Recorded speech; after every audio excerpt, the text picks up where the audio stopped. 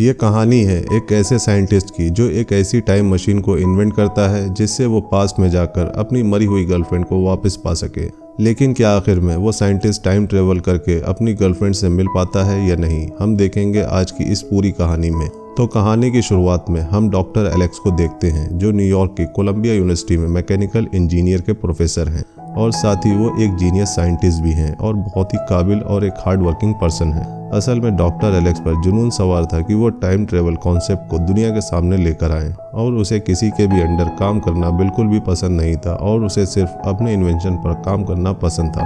अब आगे हम देखते हैं कि एलेक्स की एमा नाम की एक गर्लफ्रेंड भी है जिसे वो बहुत प्यार करता है और आज शाम को वो अपनी गर्लफ्रेंड से मिलने जा रहा था, लेकिन रास्ते में उसकी नज़र एक बंद पड़ी खराब गाड़ी पर पड़ती है जिसका ड्राइवर गाड़ी को ठीक कर रहा था। लेकिन वो ड्राइवर हमेशा की तरह अपनी गाड़ी का ब्रेक लगाना भूल जाता है और जब गाड़ी ठीक होती है तो वो अचानक ही आगे चलने लगती है। तभी एलेक्स बिल्कुल ठीक समय पर गाड़ी के ब्रेक लगा देता है। इसके बाद वो ड्राइवर एलेक्स को शुक्रिया कहता है और कहता है कि चलो मैं तुम्हें अपनी गाड़ी से सैर करवाता हूँ। तो एलेक्स कहता है कि नहीं, मुझे कहीं और जाना है और फिर वो अपनी गर्लफ्रेंड एमा से मिलता है और दोनों मिलकर बहुत ही खुश होकर एक दूसरे के गले लगते हैं। फिर एलेक्स एमा को एक अंगूठी देकर शादी के लिए प्रपोज करता है, लेकिन अचानक से वहाँ पर एक चोर आ जाता है और उन्हें लूटने की कोशिश करता है और एक बंदूक दिखाकर एक एक करके उनकी सारी चीजें लेने लगता है और आखिर में वो अंगूठी भी छीन कर लेने की कोशिश करने लगता है। लेकिन तभी बंदूक से गोली चल जाती है और एमा को लग जाती है।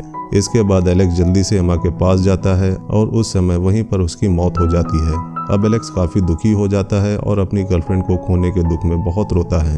फिर हम 4 साल के बाद का समय देखते हैं जहां एलेक्स ने डिसाइड कर लिया था कि वो टाइम मशीन का इन्वेंट करेगा और पास्ट में जाकर अपनी गर्लफ्रेंड से मिलेगा और ऐसा करने के लिए वो दिन रात मेहनत करता है और फाइनली 6 साल बाद 1903 में वो टाइम मशीन बनाने में कामयाब हो जाता है। लेकिन इस इन्वेंशन के बारे में वो अपने बेस्ट फ्रेंड डेविड को भी नहीं बताता, जो हमेशा उसके लिए फिक्रमंद रहता था। फिर हम देखते हैं कि एलेक्स बिना टाइम वेस्ट किए तैयार होकर उस मशीन में बैठता है और टाइम मशीन को एक्टिवेट कर देता है और पहुंच जाता है पास्ट के उस समय में जिस दिन शाम को वो अपनी गर्लफ्रेंड एमा से मिला था, जहां पर वो एमा को जिंदा देखकर बहुत खुश होता है। लेकिन इससे पहले कि वो एक्सीडेंट रिपीट होता, वो एमा को वहां से दूर ले जाता है और उसे फूल देने के लिए एमा को रास्ते में रोककर एक फूल की दुकान में जाता है। तभी उसे एक आवाज़ सुनाई देती है, जिसके बाद वहां जाकर एलेक्स देखता है कि वही गाड़ी जिसका ड्राइवर हमेशा की तरह ब्रेक लगाना भूल जाता है, उस गाड़ी के नीचे आने की वजह से एमा की फिर से मौत हो जाती है और एलेक्स ये देखकर फिर से एक बार दुखी हो जाता है। लेकिन फिर भी वो हार नहीं मानता और अब वो फ्यूचर में जाने का सोचता है, इस उम्मीद में कि शायद फ्यूचर के लोग ये जानते हो कि पास्ट के टाइम को कैसे चेंज किया जा सकता है। इसलिए वो 2030 के समय में जाता है जहां पर इंसान चांद पर जिंदगी गुजारने की तैयारी कर रहा है। इसके बाद एलेक्स वहां पर एक लाइब्रेरी में जाता है जहां उसकी मुलाकात एक होलोग्राफिक आर्टिफिशियल इंटेलिजेंट लाइब्रेरियन से होती है जो दुनिया के हर कंप्यूटर से कनेक्ट होता है और वहां पर एलेक्स उससे पूछता है कि पास्ट को कैसे चेंज किया जा सकता है। तो वो लाइब्रेरियन बताता है कि अभी तक इस समय में टाइम ट्रेवल मशीन इन्वेंट नहीं हुई है और ये सुनकर एलेक्स और भी ज़्यादा निराश हो जाता है और इस बार वो और भी आगे के समय में 7 साल बाद 2037 के टाइम में जाता है। लेकिन इस टाइम में उसे ज़मीन बुरी तरह से डिस्ट्रॉय मिलती है। तब वहाँ पर 2 सोल्जर्स आकर उसे बताते हैं कि चांद पर कंस्ट्रक्शन की वजह से इकोसिस्टम डिस्टर्ब हो गया है और चांद का मलबा टूटकर ज़मीन पर गिर रहा है और चांद ज़मीन के इतने करीब आ चुका है कि वो किसी भी समय ज़मीन से टकरा सकता है। ये कहकर वो दोनों सोल्जर्स एलेक्स को रेस्क्यू करने की कोशिश में अपने साथ ले जाने लगते हैं, लेकिन एलेक्स उनसे बचते हुए अपनी टाइम मशीन की तरफ भागने लगता है और ज़मीन के डिस्ट्रक्शन का शिकार होने वाला ही होता है कि तभी वो बचने की कोशिश में जल्दबाजी में मशीन को अननोन सेटिंग पर ट्रिगर कर देता है और अचानक से झटका लगने की वजह से वो बेहोश हो जाता है, जिससे उसकी मशीन लाखों साल आगे जाते हुए ट्रेवल करने लगती है। और यहाँ हम ज़मीन के लाखों सालों के एवोल्यूशन के सीन को देखते हैं जहाँ ज़मीन बदलते बदलते कभी नॉर्मल होती है तो कभी भयानक होती है। इसके बाद जब एलेक्स को होश आता है तो वो और आगे जाने से पहले मशीन को रोक देता है, लेकिन तब तक वो कई हज़ारों साल आगे के समय में आ चुका होता है और बहुत ज़्यादा इंजर्ड होने के कारण वो वहीं पर बेहोश हो जाता है। इसके बाद हम देखते हैं कि एलेक्स बेहोश पड़ा है और एक लड़की उसका इलाज कर रही है। फिर जब उसकी आंख खुलती है तो वो खुद को एक एशियन कम्युनिटी के बीच पाता है और वो लोग उसकी भाषा समझ नहीं पा रहे थे और वो एलेक्स को उनके लिए खतरा समझते हुए उसे मारने का डिसाइड करते हैं। लेकिन उनमें से मारा नाम की एक लड़की जिसने एलेक्स की जान बचाई थी वो एलेक्स से बात करने लगती है, और सिर्फ वही लड़की एलेक्स की भाषा समझ पा रही थी क्योंकि वो एक टीचर थी, जिस वजह से वो एशियंट सिविलाइजेशन के बारे में भी जानती थी। यानी कि एलेक्स जिस टाइम से आया था अभी के समय में हजारों साल पुरानी एक एशियंट सिविलाइजेशन बन चुकी थी। तो मारा एलेक्स को उसकी कम्युनिटी के लोगों से बचा लेती है।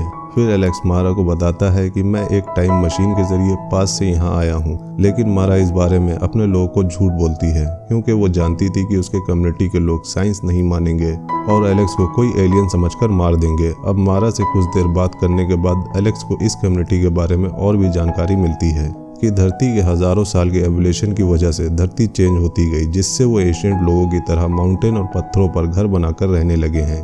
अब अगले सीन में हम रात के समय को देखते हैं जहां पर एलेक्स देखता है कि इंसानों ने चांद का बहुत बुरा हाल कर दिया है, और यहां पर एलेक्स की दोस्ती हो जाती है मारा के छोटे भाई से, और उसे एलेक्स की घड़ी बहुत ज़्यादा पसंद आ जाती है, इसलिए एलेक्स वो घड़ी उसे दे देता है। फिर सभी अपनी अपनी जगह पर जाकर सो जाते हैं। लेकिन उसी रात एलेक्स को एक डरावना सपना आता है कि उसे जंगल से कोई अजीब सा क्रिएचर पुकार रहा है, और जंगलों के बीच में एक बड़ा दानव का चेहरा उसे डरा रहा है। और तभी उसकी आंख खुल जाती है, लेकिन उसे हैरानी तब होती है जब उसे पता चलता है कि सेम यही सपना मारा के भाई को भी आया था।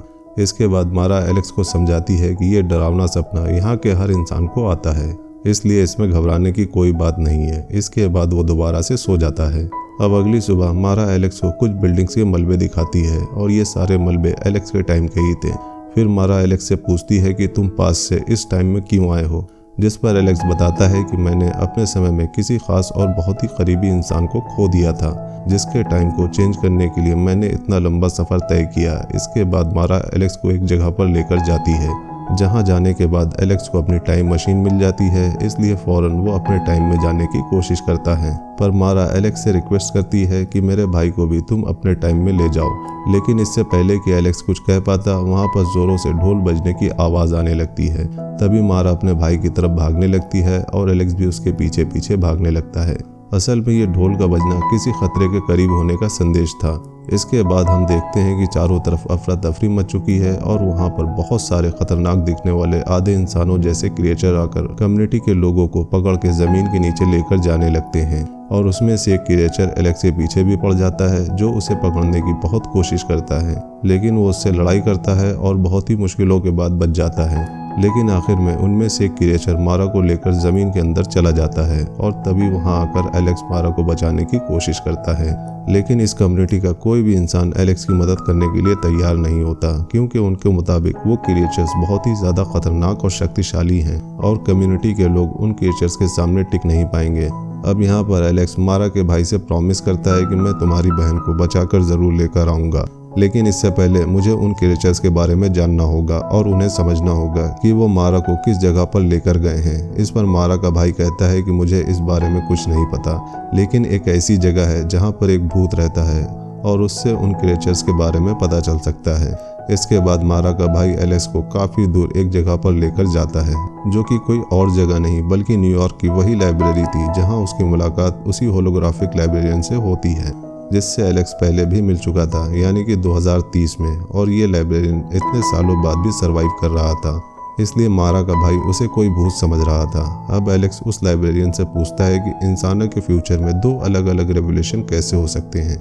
तब वो लाइब्रेरियन कहता है कि जब ज़मीन डिस्ट्रॉय होने वाली थी तो कुछ लोगों ने ज़मीन पर ही ज़िंदगी गुजारने का डिसाइड किया, जो कि कोई और नहीं बल्कि उसी कम्युनिटी के लोग हैं। लेकिन उनमें से कुछ लोग ऐसे भी थे जो डर की वजह से अंडरग्राउंड में रहने लगे, और हज़ारों सालों से वहीं पर रह रहे हैं, और इतने समय तक अंडरग्राउंड में रहने की वजह से वो सनलाइट को बर्दाश्त नहीं कर पाते, और अंडरग्राउंड में कोई खाने पीने का सामान नहीं है, इसलिए वो कबीले के लोगों को खाकर ही सरवाइव करते हैं।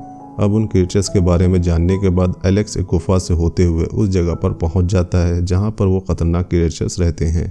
इसके बाद एलेक्स उनसे बचते हुए एक भयानक जगह पर पहुंच जाता है, जहां पर वो क्रिएचर्स कबीले के लोगों को मारकर खा जाते हैं। और तभी अचानक से एलेक्स वहां से फिसलकर नीचे एक तालाब में गिर जाता है, जहां वो देखता है कि वो तालाब इंसानों के कंकालों से भरा हुआ है। वो बहुत डर जाता है और वहां से बचकर निकलने की कोशिश करता है, लेकिन तभी एलेक्स एक क्रिएचर के हाथ लग जाता है और वो उसे पकड़कर एक जगह पर बंद कर देता है। इसके बाद एलेक्स वहाँ से आगे बढ़ता है और जाकर देखता है कि मारा को भी उन्होंने एक पिंजरे में कैद कर रखा है और उसे देखकर ऐसा लग रहा था कि किसी ने उसे हिप्नोटाइज कर लिया है। इसके बाद एलेक्स की मुलाकात उन क्रिएचर्स के लीडर से होती है जो दिखने में बहुत ही खतरनाक लग रहा था। असल में ये उन क्रिएचर्स में सबसे ज़्यादा इंटेलिजेंट होता है और ये वही था जो सभी के सपनों में आ रहा था। फिर वो लीडर एलेक्स को बताता है कि जब चांद ज़मीन पर टूटकर गिरने लगा तो इंसानों में से कुछ लोग ज़मीन के ऊपर रहने लगे और कुछ लोग ज़मीन के नीचे आ गए और हम उन्हीं में से एक हैं और हमारी स्पीशीज़ में भी बहुत सारी उपजातियाँ हैं और जो हम में से सबसे ज़्यादा इंटेलिजेंट हैं सिर्फ उसी के पास वो पावर है जिससे वो किसी के भी दिमाग को कंट्रोल या फिर रीड कर सकता है। और हमारी दूसरी उपजातियाँ जिनका सामना तुम पहले भी कर चुके हो जो इंसानों का शिकार करते हैं। ये सुनकर एलेक्स को बहुत गुस्सा आता है और वो कहता है कि तुम अब एक राक्षस हो लेकिन पहले इंसान थे और अब इतने इंटेलिजेंट होने के बाद भी तुम इंसानों का ही शिकार कर रहे हो। तभी ये सुनकर लीडर को गुस्सा आ जाता है और वो एलेक्स को गले से पकड़ लेता है और वो उसे बताता है कि हम राक्षस नहीं हैं बल्कि हमें ऐसा करना पड़ता है। इसके बाद वो एलेक्स के माइंड को भी रीड करता है और उसे समझाने की कोशिश करता है कि तुम चाहे जितनी मर्जी कोशिश कर लो लेकिन पास्ट को बदल नहीं सकते और ना ही तुम अपनी गर्लफ्रेंड एमा को दोबारा हासिल कर सकते हो क्योंकि तुमने उस मशीन को तब बनाया जब तुम्हारी एमा मर चुकी थी। तुम टाइम में ट्रेवल तो कर सकते हो लेकिन उसे बदल नहीं सकते। लेकिन फिर भी तुमने ये गलती की जिस वजह से तुम यहाँ पर हो और इस गलती की वजह से मैं भी यहाँ पर ऐसा हूँ। अब यहाँ पर एलेक्स सारी बातें समझ जाता है कि वो आखिरकार पास्ट को क्यों बदल नहीं पा रहा था। अब उस लीडर के पास ही एलेक्स की वो टाइम मशीन होती है जिसके बाद वो लीडर एलेक्स से कहता है कि तुम जल्दी से अपने टाइम में वापस चले जाओ, तुम्हें कोई कुछ नहीं करेगा। लेकिन एलेक्स के दिमाग में तो कुछ और ही चल रहा था। वो टाइम मशीन को फ्यूचर की तरफ सेट करता है और उस लीडर को अपनी घड़ी वापस करने के बहाने से पास बुलाता है और उस टाइम मशीन को एक्टिवेट करते ही वो उस लीडर को मशीन के अंदर खींच लेता है और यहाँ पर दोनों फ्यूचर में टाइम ट्रेवल करने लगते हैं और दोनों के बीच लड़ाई भी होने लगती है। लेकिन लड़ाई के दौरान वो लीडर अचानक मशीन से बाहर लटक जाता है। तभी एलेक्स टाइम मशीन को फ्यूचर की तरफ और तेज कर देता है और टाइम मशीन तेजी से चलने की वजह से वो लीडर मशीन के बाहर बूढ़ा होने लगता है और देखते ही देखते वो कंकाल बनकर बिल्कुल खत्म हो जाता है। जिसके बाद एलेक्स मशीन को रोकता है तो वो खुद को कई सैकड़ों साल आगे पाता है जहाँ पर वो देखता है कि धरती मंगल ग्रह की तरह लाल होकर पूरी तरह बर्बाद हो चुकी है और उसके सिवा वहाँ पर कोई भी इंसान नहीं है। इसके बाद वो फिर से मशीन को एक्टिवेट करके वापस मारा के टाइम पर आता है और वहां आकर मारा को पिंजरे से बाहर निकालता है। लेकिन तभी वहां पर बहुत सारे क्रिएचर्स उनकी तरफ आने लगते हैं। लेकिन एलेक्स अपनी टाइम मशीन को डिस्ट्रॉय मोड पर ऑन करके उसे लॉक कर देता है जिससे मशीन से रोशनी निकलने लगती है और वो मारा को लेकर जल्दी से वहां से भागना शुरू कर देता है। लेकिन वो दोनों अभी भी गुफा के अंदर ही होते हैं और चारों तरफ अभी भी क्रिएचर्स थे जो उनका पीछा करना शुरू कर देते हैं। लेकिन वो भागना बंद नहीं करते और आगे बढ़ते रहते हैं और बहुत मुश्किलों के बाद वो उस जगह तक पहुंच जाते हैं जहां पर इस गुफा से बाहर निकलने का रास्ता है। वहीं हम देखते हैं कि टाइम मशीन ब्लास्ट हो जाती है और उससे निकलने वाली रोशनी चारों तरफ फैलकर सभी क्रिएचर्स को ख़त्म करने लगती है। लेकिन उससे पहले ही वो दोनों गुफा से बाहर आ जाते हैं जहां उनकी मदद कबीले के कुछ लोग भी करते हैं और वो जगह पूरी तरह ब्लास्ट होने से पहले ही सभी वहाँ से निकल जाते हैं। तभी हम देखते हैं कि उन खतरनाक क्रिएचर्स के अंडरग्राउंड समेत उनका सब कुछ बिल्कुल तबाह हो जाता है और एलेक्स, मारा और कबीले के लोग बच जाते हैं। फिर कहानी के आखिर में हम देखते हैं कि एलेक्स कबीले के सभी बच्चों को पढ़ा रहा है और अब टाइम मशीन पूरी तरह से डिस्ट्रॉय होने की वजह से वो अपने टाइम में वापस नहीं जा सकता। इसलिए वो इसी टाइम में मारा और इन्हीं कबीले वालों के साथ हंसी खुशी रहने का डिसाइड कर लेता है। फिर हम देखते हैं कि एलेक्स मारा और उसके भाई को वो जगह दिखा रहा था जो उसके टाइम में कभी उसका घर हुआ करता था। वहीं हम एलेक्स के टाइम में देखते हैं कि एलेक्स की माँ और उसका दोस्त डेविड एलेक्स के बारे में बात कर रहे थे कि वो हफ्तों से लापता है और कहीं पर भी नहीं मिल रहा और इसी सीन के साथ ये कहानी यहीं पर ख़त्म हो जाती है। तो ये थी द टाइम मशीन फिल्म की सारी कहानी। आपको ये कहानी कैसी लगी हमें कमेंट्स में ज़रूर बताइएगा। अगर मूवी का एक्सप्लेनेशन पसंद आया हो तो वीडियो को लाइक करिएगा और चैनल को सपोर्ट करने के लिए सब्सक्राइब करिएगा ताकि हम आपके लिए ऐसे ही इंटरेस्टिंग मूवीज़ के एक्सप्लेनेशन लाते रहें। मिलते हैं नेक्स्ट मूवी एक्सप्लेनेशन वीडियो में, तब तक के लिए बाय बाय।